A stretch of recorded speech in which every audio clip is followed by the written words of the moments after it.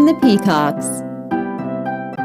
ఒకానొక అడవిలో ఒక కాకి ఉండేది. అది ఎప్పుడు తను చాలా అందవిహీనంగా, తన ఈకలు ఏం బాగోలేవని తనని తాను అసహించుకుంటూ ఉండేది. అది చూసి మిగతా కాకులు ఎవరి అందం వాళ్ళదే, నిన్ను నువ్వు అలా అసహించుకోకూడదు అని ఎంత చెప్పినా వినకుండా అక్కడ నుండి వెళ్ళిపోతుంది. తన స్నేహితులను ఏమాత్రం పట్టించుకోకుండా అక్కడి నుంచి వెళ్ళి వర్షంలో అందంగా తన రెక్కలను విప్పి నాట్యం చేస్తున్న నెమళ్లను చూడసాగింది.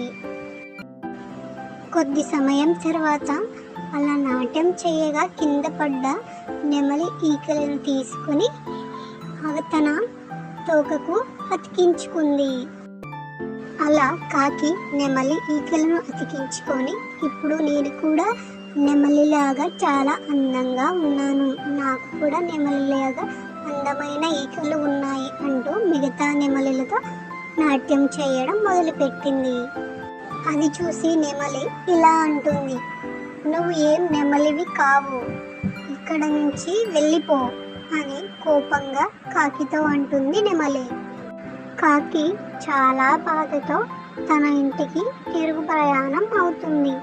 ఇంటికి చేరుకోగానే తన తోటి సోదరులు స్నేహితులు ఇలా అంటారు, నిన్ను నువ్వు ప్రేమించు, నిన్ను వేరే వాళ్ళతో పోల్చుకోవద్దు, ఎవరి అందం వాళ్ళదే, ఎవరి గొప్పతనం వాళ్ళదే.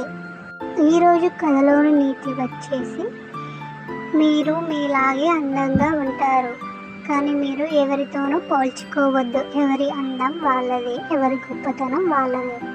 ఈ స్టోరీ మీకు నచ్చినట్టయితే లైక్ చేసి సబ్స్క్రైబ్ చేసి సపోర్ట్ చేయండి.